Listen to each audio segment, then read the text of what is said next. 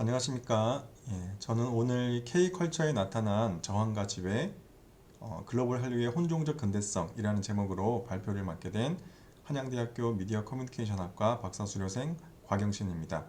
그리고 오늘 발표는 저희 한양대 미디어 커뮤니케이션학과 류웅재 교수님과 함께 연구한 내용을 바탕으로 한 것입니다. 오늘 한류 문화에 대해서 깊이 있는 논의를 하는 귀한 자리에 제가 발표할 수 있도록 기회를 주셔서 감사드리고요. 그럼 지금부터 발표를 시작하겠습니다. 네. 먼저 지난 2018년에 드라마 스카이캐슬, 그리고 2019년에 영화 기생충, 그리고 2021년에 넷플릭스 드라마 오징어 게임 등의 작품들이 한국 사회의 극심한 불평등과 불공정, 그리고 부정의에 대해서 비판적인 담론을 드러내며 호평을 받았습니다. 그리고 국내에서나 세계에서 아주 기록적인 흥행에 성공하기도 했습니다. 그런데 최근에 K컬처에서 사회 비판적 대중문화 컨텐츠가 아주 기록적으로 인기를 끌고 확산이 되고 있음에도 불구하고 현재 한국 사회에서 지배 질서에 대항하고 사회 구조적 변화로 연결되는 그런 정치적 문화적 실천은 확인하기가 어려운 상황입니다. 그래서 이번 발표는 한국 사회 비판적 대중문화 텍스트의 내부와 외부, 즉 텍스트와 상호 텍스트 사이에서 분열이 나타나고 있다는 그런 내용을 좀 살펴보고요. 이 때문에 사회 비판적 컨텐츠가 투영하는 저항 헤게모니가 어떻게 굴절되고 어떤 한계를 보이는지에 대해서 좀 살펴보고자 합니다. 이를 위해서 먼저 오늘 발표에서 중요하게 다뤄지는 그 이론에 대해서 간단하게 좀 살펴보겠습니다. 먼저는 잘 알려진 아도르노와 호르크하이머의 문화산업론입니다. 이 문화산업론 이론에 따르면 대중문화는 자본의 독점과 문화상품의 대량 생산 및 복제 아래서 모두 획일적인 모습을 하고 있고요. 그리고 이런 문화상품의 속성은 문화 소비자들의 자발성이나 상상력을 불구로 만들어버리고 적극적으로 사유하는 것을 불가능하도록 만들게 됩니다. 그리고 대중문화에서 사회 비판적인 요소를 띤 작품이 등장하기는 하지만 이들 작품조차 문화산업이 저항의 맹아들을 허용하거나 활용하면서 제한된 수준에서만 작동하도록 감시하게 되고요. 그래서 결국 대중 스스로 사회구조적 변혁은 체념하도록 만드는 그런 고도의 전략이 될 수 있습니다. 물론 한편으로 그 대중문화의 저항성이나 비판성에 대해서 긍정적으로 설명하는 이론도 있습니다. 대표적으로 그람시의 헤게모니 이론인데요. 이 헤게모니 이론에 따르면 대중문화는 지배 권력이 대중들의 동의를 창출해내는 한 방식이 됩니다. 따라서 이때 헤게모니는 지배층의 이해관계를 합리화하면서도 대중의 평균적 삶의 방식과 가치를 동시에 드러내게 됩니다. 따라서 이 대중문화라는 공간은 저항과 지배가 경합하는 그런 투쟁의 영역이 되게 되는 거고요. 또 이와 함께 상호 텍스트성이라는 개념도 좀 중요하게 다뤄지는데요. 텍스트는 모든 텍스트들의 짜임이다. 이렇게 설명을 하는 게 상호 텍스트성이고요.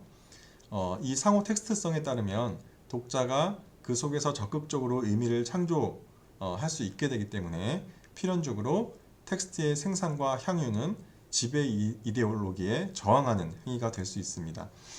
그런데 여기서도 중요한 것은 이 상호 텍스트성에 따라서 열린 기표의 공간도 지배 시스템의 전략적 계산에 의해서 얼마든지 탈취가 될 수 있다는 것입니다. 그래서 결국에는 시스템에 의해서 회수가 될 가능성이 있고요.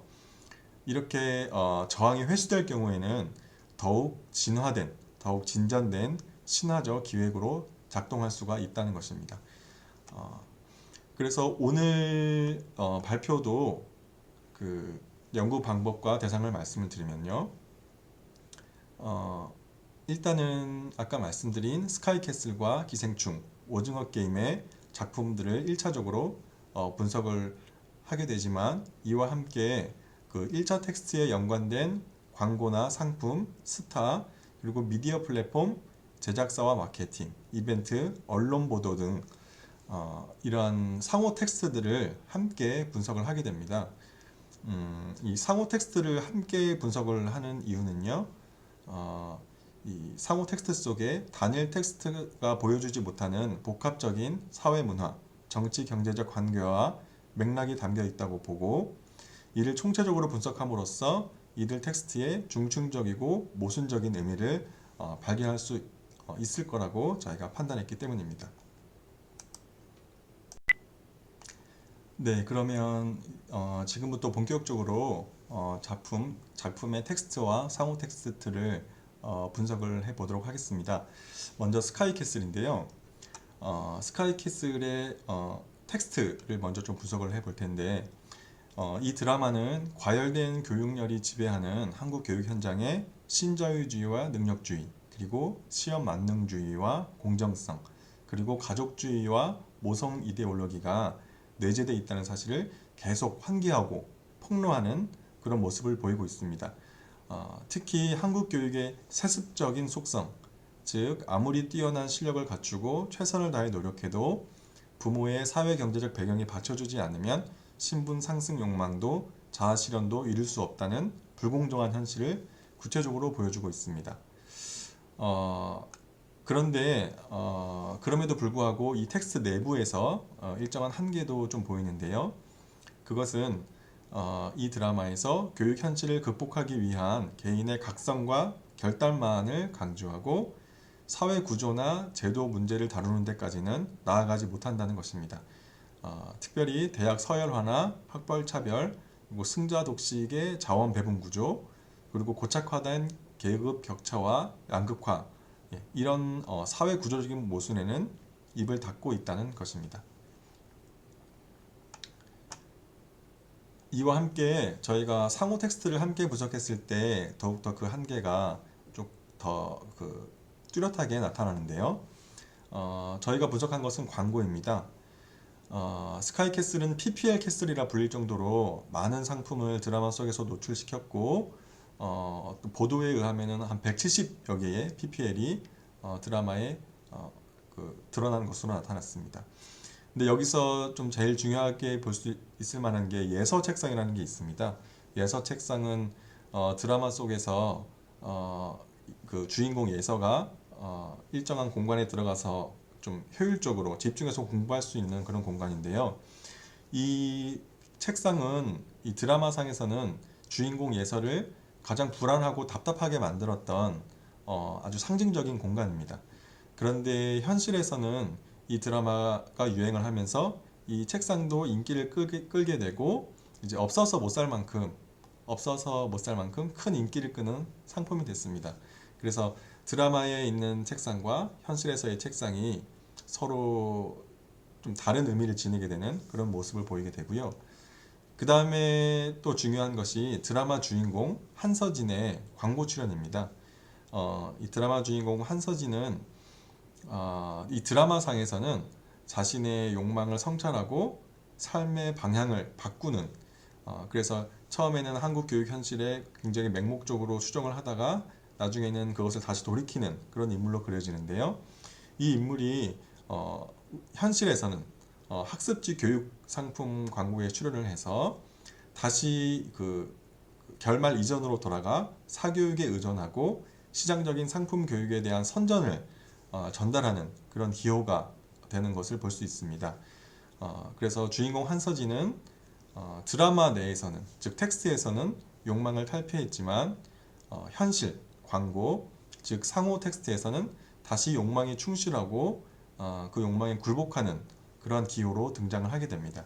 그래서 이를 접하는 대중들은 필연적으로 그 저항의 기호와 지배의 기호를 함께 받아들이게 되고 그 속에서 혼란과 혼돈 또 분열을 느낄 수밖에 없게 된다는 게 저희 발표의 주장입니다.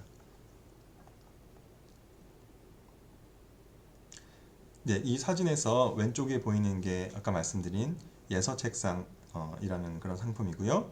그 다음에 오른쪽에 보이는 것이 주인공 한서진의 학습지 광고 출연 모습입니다. 예, 다음으로는 기생충의 텍스트와 상호 텍스트를 분석을 해보겠습니다. 먼저 그 기생충의 텍스트를 좀 살펴보면요. 기생충이란 영화는 불확실한 노동자를 의미하는 프레카리아트, 계급의 어떤 비참한 현실과 그 일상생활을 극사실주의적으로 재현을 함으로써 계급적인 문제의식을 강하게 드러내고 있습니다. 특히 공간을 잘 활용을 해서요. 공간의 위계를 잘 활용을 해서 지상, 반지하, 지하라는 상중하의 수직 구조를 보여주고요. 그리고 이 수직 구조가 상층 계급과 하층 계급 간의 계급적 격차 그리고 사회적 갈등을 드러내는 장치로 잘 활용이 되고 있습니다. 그리고 경계라는 장치 역시 중요한데요. 이 상층 계급과 하층 계급 간에 선을 넘지 않는, 경계를 넘지 않는 그런 모습이 강조가 되는데 여기서 결국 선을 넘고 마는 요소가 바로 냄새입니다. 즉 가난의 냄새인데요. 하류층의 냄새가 가시화됨으로써 결국에는 인간의 품위와 존엄성을 넘어서는 계급 격차를 자극하게 되는 그런 모습이 영화 속에 나타나고 있습니다. 물론 이 기생충이라는 영화도 가난의 리얼리즘적 재현과 해석놀이에 너무 치중하면서 우리 사회의 어떤 구조적인 문제라든지 변혁의 가능성을 모색하는 데까지는 나아가지 못하고 있다는 비판도 받고 있기는 합니다. 그런데 저희가 이제 더 중요하게 본 것이 또 바로 상호 텍스트인데요. 기생충의 상호 텍스트로서 저희가 선택한 것은 미국 아카데미 시상식입니다. 이 미국 아카데미 시상식에서 기생충이 주요 부분을 석권하는 그런 성과를 얻게 되는데 바로 이 자리에 한국 재벌기업 CJ그룹 이미경 부회장이 무대에 올라서 수상소감을 발표하게 됩니다. 저희가 주목한 게 바로 이 대목이고요. 왜 그러냐면 이제 비판적이고 저항적인 해독 가능성이 열려있는 이 영화가 대기업의 철저한 영향력 아래 놓일 때 초래되는 그 대항적 메시지, 저항적 메시지의 파편화 그리고 무효화에 대해서 성찰할 필요가 있기 때문입니다. 영화 기생충 속에 지하라든지 반지하라든지 이런 냄새나는 공간과 아카데미 시상식장의 화려한 공간 그리고 아주 비참한 가난의 현실과 그 아카데미 시상식의 아주 화려하고 세련되고 부유한 그러한 모습들은 이 영화가 나타내는 그 의미와 기호에 있어서 그 괴리감에 있어서 무시할 만한 수준이 아니고 특히 영화의 메시지와 담론에도 영향을 미친다는 게 저희 생각이고요. 이에 따르면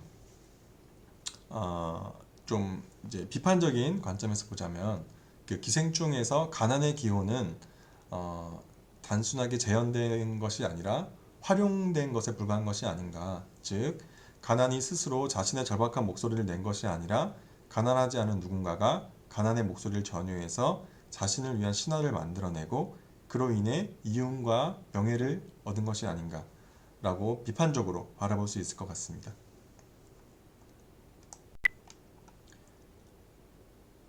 네, 바로 이 화면이 CJ 이미경 부회장이 아카데미 시상식에서 무대에 올라 수상 소감을 발표하는 장면입니다. 마지막으로 오징어 게임의 텍스트와 상호 텍스트에 대한 분석입니다. 먼저 오징어 게임의 텍스트를 보면 기본적으로 이 드라마는 현대 자본주의의 신자유주의 담론과 그 헤게모니적 수용을 담고 있다고 볼 수 있습니다. 즉 개인의 욕망을 실현하기 위한 극단적 경쟁을 조장하고 게임의 참가 여부와 승리 전략의 선택에 있어서는 참가자들의 자유를 강조하고 또 그 경쟁이 공정해야 한다는 점을 부각을 하고 있는 것인데요. 바로 이러한 오징어 게임의 특성 자체가 저희 신자유주의적인 어떤 사회 시스템을 상징하고 있다고 볼 수 있습니다. 근데 드라마는 이제 곧이어서 이 시스템에 대한 어떤 저항적 해석을 나타내는데요. 그 중에 하나가 자유의 부자율성입니다. 즉 신자유주의에서 말하는 그 자유와 자발적 선택이 기만에 불과하다는 것인데요. 여기서 등장인물들에게 그들이 살고 있는 현실은 잔혹한 개인보다 더 지옥이므로 게임에 다시 참가할 수밖에 없습니다. 그 외에 다른 선택권은 있을 수가 없습니다. 그래서 이들에게 그 자유라고 하는 것이 정말 순수한 그런 자유가 아니라 결국에는 부자유에 불과하다. 그런 기만적인 속성을 보여주고 있고요. 그리고 공정에 대한 어떤 부조리와 불합리성도 폭로를 하고 있습니다. 오징어 게임에서 그토록 강조하듯 동등하고 평등한 절차의 공정은 선천적이고 불가항력적인 요소를 조정하거나 통제하지 못한 채 경쟁하는 상황에서는 허상에 불과합니다. 그래서 결국에는 이러한 공정은 승자 독식과 패자의 죽음과 같은 게임 자체의 부조리와 구조적 불공정을 은폐하는 기능을 하고 있습니다. 그래서 결론적으로 오징어 게임이라는 텍스트는 신자유주의의 기만적 자유와 공정이 결국에 거대한 부정의와 불공정을 재생산하기 위한 신화에 불과했다는 것을 비판적으로 폭로하는 그런 텍스트로 볼 수 있을 것 같습니다. 그런데 재미있는 것은 그 오징어 게임의 상호 텍스트를 보면 또 이제 분열하는 양상이 나타나고 있다는 것인데요. 여기서는 넷플릭스라는 미디어 플랫폼을 저희가 상호 텍스트로서 분석을 했는데요. 한국 사회가 오징어 게임이 넷플릭스 1위를 차지했다는 사실을 신드롬적 현상으로 소비를 하고 환호하고 반기는 모습을 보였는데, 이 모습을 보면 한국 사회가 얼마나 경쟁 지상주의의 자장 아래 있는지를 알 수 있습니다. 왜냐하면 오징어 게임이라는 작품 자체는 1등이 되기 위해서 피 튀기는 사륙전을 벌이고 그러한 인간의 군상을 비판하고 풍자하는 그런 작품이거든요. 그런데 그런 작품이 넷플릭스 1위를 했다는 것에 대해서 환호하는 모습은 뭔가 좀 자기 충족적인 역설이라고 저희가 볼 수 있을 것 같습니다. 그리고 자유의 기만성도 역시 넷플릭스라는 플랫폼에서 자기 반영적으로 재현이 되는데요. 즉 미디어 플랫폼의 추천 알고리즘이나 몰아보기가 지닌 자율과 폐쇄의 양가성입니다. 이들 플랫폼은 그 시청자들에게 자유를 누린다는 환상을 제공하면서 개인들을 노동시간의 연장선상에 머물게 하고 결국에는 자본이 원하는 노동자의 재생산에 포획되도록 하기도 합니다. 그래서 이러한 모습을 봤을 때 결국 넷플릭스 플랫폼의 자본 지배적 속성은 오징어 게임이 폭로한 승자 독식의 경쟁 사회 그리고 기만적 자유와 공정을 그대로 재현을 함으로써 텍스트와 상호 텍스트의 분열을 잘 보여주고 있다고 볼 수 있습니다. 예, 이 사진은 넷플릭스 1위를 하고 있는 오징어 게임의 어떤 그 성적을 나타내는 표고요. 오른쪽은 그 오징어 게임이라는 드라마가 굉장히 인기를 끌 당시에 국정감사에서 KBS 사장이 어떤 국회의원에게 왜 KBS는 오징어 게임 같은 작품을 못 만드냐라는 얘기를 듣는 장면입니다. 이를 보면 오징어 게임이라는 작품이 어떤 공영방송의 가치나 공론장으로서의 어떤 의미를 뛰어넘어서 아주 자본 친화적이고 상품으로서의 가치만 소비되는 그런 모습을 살펴볼 수 있습니다.